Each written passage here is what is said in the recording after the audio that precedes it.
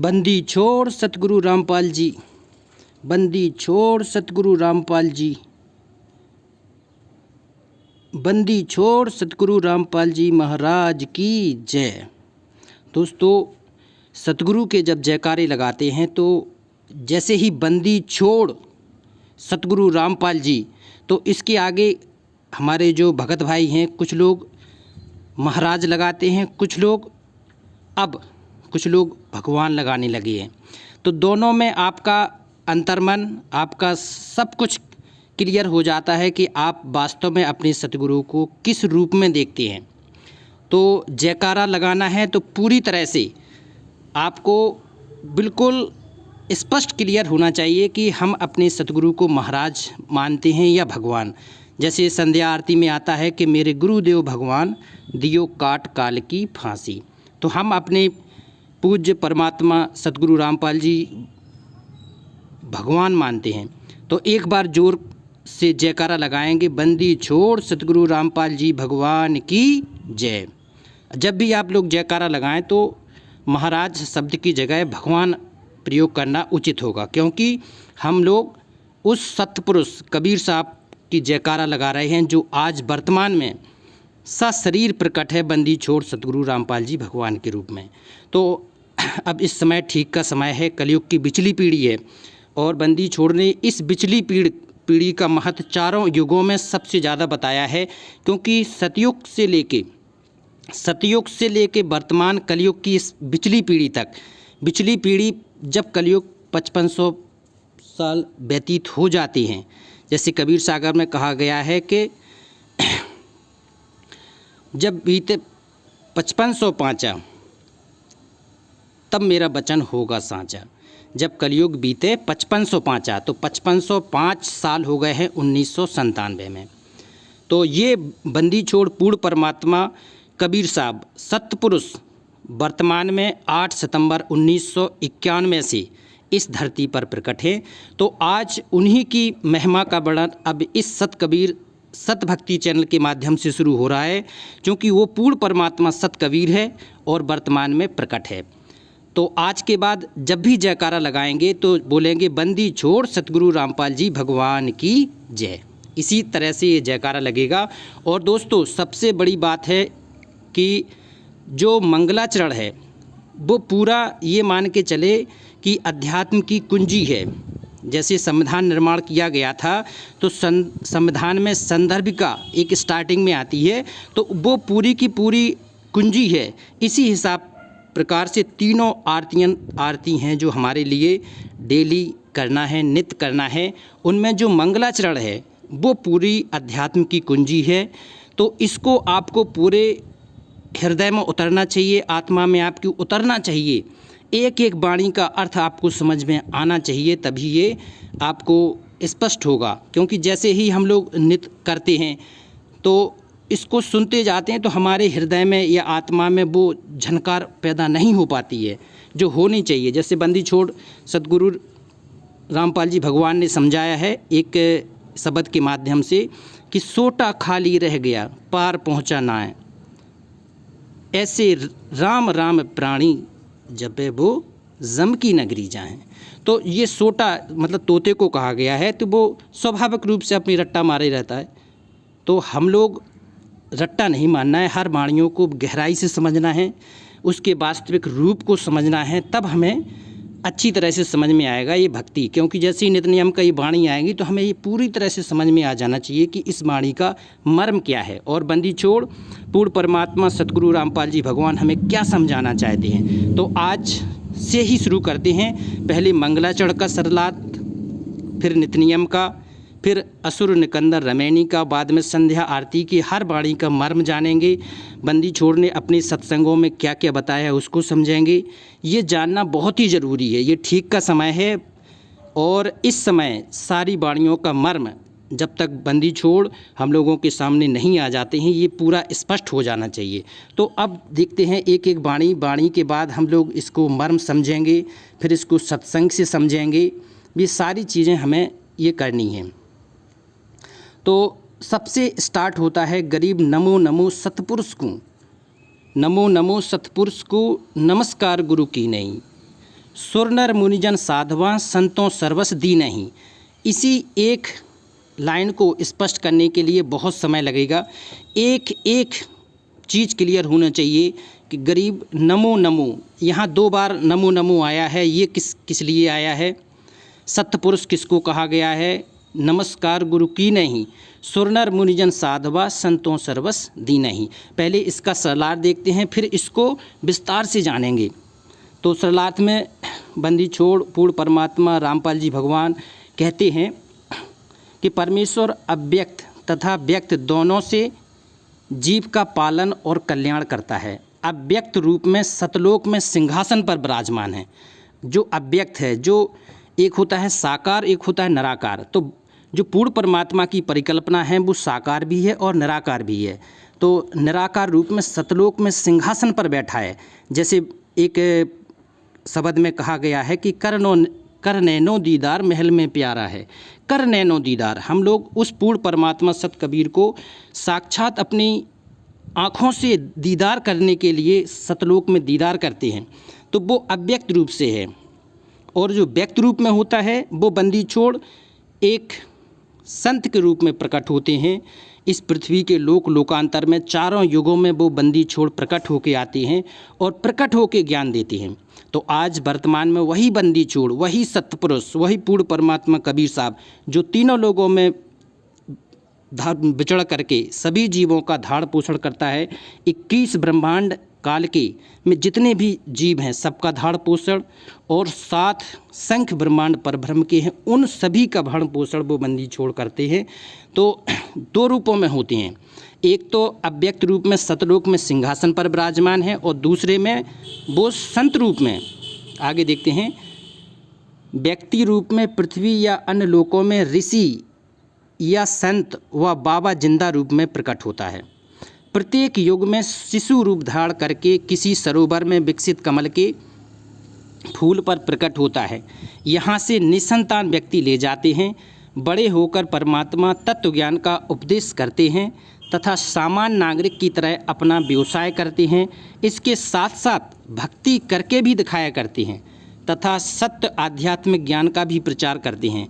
परमेश्वर सामान्य नागरिक की भूमिका करके उदाहरण पेश करते हैं कि भक्त को अपना कर्म भी करना चाहिए तथा भक्ति साधना भी करते रहना चाहिए। यही प्रमाण गीता के अध्याय 3 श्लोक 4 में भी है कि जो व्यक्ति कर्म संन्यास लेकर एकांत स्थल पर बैठकर हट करके दिखाता है वे मिथ्याकारी और ढोंगी होते हैं। ऊपर से आंखें बंद करके भ्रमित करते दिखाई देते हैं, अंत में अन्य चिंतन करते हैं। यदि अर्जुन एक स्थान पर बैठकर कर्म संन्यास लेकर साधना करेगा तो तेरा निर्वाह कैसे होगा? ये काल भ्रम समझाता है कि अगर तू एक जगह बैठ के साधना करेगा तो तेरा कैसे निर्वाह होगा? तुझे कर्म करना पड़ेगा, कर्म भी कर, भक्ति भी कर। कर्म संन्यास में कर्म योग श्रेष्ठ है, यही प्रमाण है। परमेश्वर कबीर जी ने अपनी एक वाणी में कहा गया है जो आज हम लोगों के लिए है कि नाम उठत नाम बैठत नाम सोबत जागरे, नाम खाते नाम पीते नाम से ती लागरे। तो ये सहज मार्ग है। बंदी छोड़ ने कहा है कि संतो सहज समाधि भड़ी। सहज क्या होती है कि आप नाम को उठकर बैठकर सो के जाग के खाते पीते कभी भी आप उस नाम को जाप करते हैं, सतनाम का जाप करते हैं तो ये सहज समाधि है। ध्यान हमारा सतलोक में श्रुत निरुत सतलोक में रहती है, तो इससे बहुत महत्वपूर्ण है। यही वेदों में भी प्रमाण है। यजुर्वेद के अध्याय 40 के श्लोक 15 में, मंत्र 15 में कहा गया है कि वायु अनिलम अथ इदम भस्मांतम शरीरम अमृतम। बंदी छोड़ ने भी सत्संग में बताया है, ओम कृत्युम समर, किलबे समर और कृत्युम समर, मतलब ओम मंत्र का जाप है, वो काम करते करते स्मरण करना है, विशेष कसक यानी श्रद्धा से स्मरण करना है। मनुष्य जीवन का मूल कार्य जानकर स्मरण की विधि बताई है कि वायु अनिलम, श्वास बाहर छोड़ें, श्वास अंदर लेते समय अथ प्रारंभ करें, इदम भस्मांतम भस्म समाप्त करें, अर्थात ओम मंत्र के जाप को प्रारंभ करें, श्वास बाहर छोड़ें, अंत करें श्वास अनिलम, और एक मंत्र श्वास को पूरा। ओम का जाप ये बताया है, शरीर के भस्म होने तक स्मरण करें और ओम से होने वाला अमृतम, अमृत यानी ब्रह्मलोक प्राप्त होगा। इसलिए स्वयं परमात्मा क्रियान्वित करके उदाहरण पेश करते हैं, उस समय परमात्मा व्यक्त होते हैं जब ये चीज़ें समझाते हैं। क्योंकि ये ब्रह्म साधना तक की बताया है, जैसे गीता के अध्याय 8 के श्लोक 13 में भी कहा है, ओम इति एकाक्षरम ब्रह्म व्यवहारम माम अनुस्मरण या परयाति तजम देहम सा याति परमाम गतिम। ये तो विधान है ब्रह्म तक का कि अगर आप ओम का जाप करेंगे लास्ट समय तक तो ब्रह्मलोक चले जाएंगे। ये सतगुरु ने हमें बताया है, बंदी छोड़ ने अपनी सत्संगों में बताया है। हम उतना ही बताएंगे जितना हमें अधिकार है, एक भगत के रूप में, एक दास के रूप में, एक जीव के रूप में। जो बंदी छोड़ ने नहीं बताया है या जो सो करने को नहीं कहा गया है, दास उन शब्दों को बिल्कुल भी प्रयोग नहीं करेगा या उनको छोड़ता जाएगा। क्योंकि कुछ ज्ञान ऐसा है जो आगे के स्टूडेंट्स के लिए है, जी ब्रह्म तक की साधना के लिए बंदी छोड़ ने सत्संग में बताया है कि ओम इति एकाक्षरम। अब जो बंदी छोड़ स्वयं परमात्मा के रूप में प्रकट होता है वो ओम तत् सत तीनों मंत्रों की साधना देता है। गीता के अध्याय 17 के श्लोक 23 में बताया है, ओम तत् सत इति निर्देशा ब्रह्मणा त्रिविधा ब्रह्मणा तत्तेन वेदा च यज्ञा च बहता पुरा। तो ओम तत् सत, ठीक है, याद रखना, बंदी छोड़ बाद में ये बताएंगे। तो नमो नमो कहा है, फिर गुरु जी को नमस्कार करने का प्रावधान बताया है। तो सबसे पहले शुरू क्या होता है, गरीब नमो नमो। चूँकि गरीबदास ही पूर्ण परमात्मा थे तो जो भी वाणी आएगी तो वो गरीबदास जी महाराज के उसमें छाप होना स्वाभाविक है। लेकिन हमारे लिए अब गरीबदास बंदी छोड़ सतगुरु रामपाल जी महाराज हैं, तो सतगुरु रूप में अब हम लोग बंदी छोड़ को नमो नमो करके हुए ध्यान करेंगे। और ऐसा ध्यान करेंगे कि ये एक बंदी छोड़ सतलोक में बैठी है और यही बंदी छोड़ हमें ज्ञान दे रहे हैं। तो दो नमो नमो कहने का अर्थ है कि वो पूर्ण परमात्मा व्यक्त भी है, अव्यक्त, साकार भी और निराकार भी है। फिर गुरु जी को नमस्कार करने का प्रावधान बताया है। फिर सुर देवताओं, फिर हम लोग किसको प्रणाम करते हैं, देवताओं को प्रणाम करते हैं। क्योंकि 21 ब्रह्मांड काल के में आपके ब्रह्मा का लोग, विष्णु का लोग, शिव का लोग, गणेश जी का लोग और पितृलोक हैं, जो भी सारे अपने अपने देवलोक हैं और उन सभी को हम लोग प्रणाम करते हैं, नमस्कार करते हैं। उनकी हमें पूजा नहीं करनी है लेकिन प्रार्थना करते हैं, उनको नमन होके उनकी आराधना करते हैं कि वो हमारे यज्ञों में सफलता प्राप्त करें, हमें ज्ञान दें, हमें यहाँ से जो उनका ऋण है और उनके ऋण उनका अच्छी तरह से दे सकें, इसलिए उनको हम प्रणाम करते हैं। सुरो जितने भी देवता हैं, 33 करोड़ देवता, सबको प्रणाम करते हैं। नर जितने मनुष्य हैं, मानव शरीर में आज जो भी व्यक्ति हैं वो हम सभी लोग नमस्कार के योग हैं, प्रणाम करना चाहिए उनको। सर्व मानव शरीरधारी प्राणियों का सत्कार करने को कहा है, क्योंकि जिन प्राणियों को मानव शरीर प्राप्त है वे बहुत पुण्यकर्मी हैं। इस पिछली पीढ़ी में तो बहुत ही ज़्यादा महत्वपूर्ण हैं। आज जिसको भी मनुष्य का जन्म मिला है तो बहुत ही पुण्यकर्मी प्राणी हैं, आप उसको नमस्कार करें, प्रेम से नमस्कार करें। बंदी छोड़ की बहुत ही पुण्य आत्मा हैं, वो चाहे किसी की भी साधना कर रही हो, ब्रह्मा विष्णु महेश, लेकिन हमारे लिए पुण्य आत्मा हैं क्योंकि वो वर्तमान में मनुष्य जीवन में है। तो मानव शरीर प्राप्त करके भी भक्ति करते हैं, वे ऋषि मुनि भगत कहलाते हैं। वे अपने जीवन यापन को सफल करके कोई देवपद को प्राप्त कर चुके हैं, कोई भक्ति कर रहे हैं, वे सर्व आदरणीय आत्मा हैं। क्योंकि ये वही ब्रह्मा विष्णु महेश हैं जो वर्तमान आज की पिछली पीढ़ी में जो साधना करेंगे और जो जीव पार नहीं हो गए, जो बंदी छोड़ के भगत पार नहीं हो पाएंगे, वो देवता बन जाएंगे। फिर बाद में उन्हें भी लक 84 में आना है, लेकिन आज वो देव पद पे हैं तो उनको नमस्कार करना है। बंदी छोड़ ने उनकी महिमा का भी गुणगान पूरा किया है, क्योंकि सतयुग त्रेता द्वापर में विष्णु तक की ही साधना का प्रावधान था। ब्रह्म तक तो एकाधी ऋषि मुनि साधना किया करते थे, मार्कंडे और रूमी ऋषि जैसे। तो अब हमें इन लोगों को प्रणाम करना है बंदी छोड़ की शब्दों से। वे मानव जीवन को सफल करके कोई देव पद को प्राप्त कर चुके हैं, कोई भक्ति कर रहे हैं। वे सर्व आदरणीय आत्माएं हैं। जो मानव शरीर प्राप्त करके भक्ति नहीं करते हैं वे भी अच्छी आत्माएं हैं, उनका भी सत्कार करना आवश्यक है। मिलने पर प्रणाम करना और परमात्मा का उपमात्मक नाम संबोधन करना, जैसे सत साहब कहते हैं, हम लोग क्या कहते हैं, सत साहब। सत साहब वो बंदी छोड़ सत कबीर। जैसे कोई राम राम कहता है तो सामने वाले चाहे भगत भी ना हो, वह भी उत्तर में राम राम कहता है। कोई सत श्री अकाल कहता है तो सामने वाला भक्त भी या अभक्त भी उत्तर में सत श्री अकाल बोलता है। कोई सत साहब कहता है तो सामने वाले भी सत साहब कहता है। ये सब परमात्मा को याद दिलाने वाले राम नाम हैं। कबीर परमेश्वर ने अपनी अमृतवाणी में भी कहा है कि कबीर आप राम कह औरा राम कहावे, और जो मुख राम में उच्चर ता मुख फिर कहावे।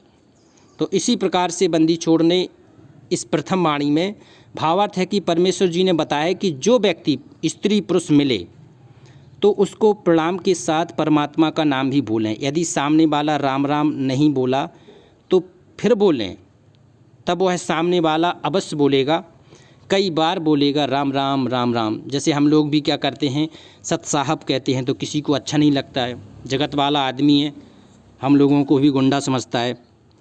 तो आप लोगों को बड़े आदर नम्र भाव से रहना है। समय विपरीत है, हम लोगों की जो सामाजिक स्थिति है वो किसी तरह से हम लोगों के हमारे ही व्यवहार के कारण हमारा गुरु आज निंदा का पात्र है। तो कोई ऐसा व्यवहार ना करें, अपने जीवन में कोई ऐसा व्यवहार ना करें कि खुद निंदा के पात्र हों और अपने बंदी छोड़ सद्गुरु रामपाल जी भगवान को ही निंदा के पात्र हों। तो सबसे पहले तो आप व्यवहार सीखें, व्यवहार करना सीखें। जब व्यवहार सही से करेंगे तब शुरुआत होती है भक्ति की, और व्यवहार ही सही नहीं है तो फिर तो तीनों मंत्र लेकर भी व्यर्थ है। जिसको सारनाम भी मिल गया और व्यवहार सही नहीं है, भगवान पर विश्वास ही नहीं है, भगवान को प्रकट ही नहीं मानते हैं।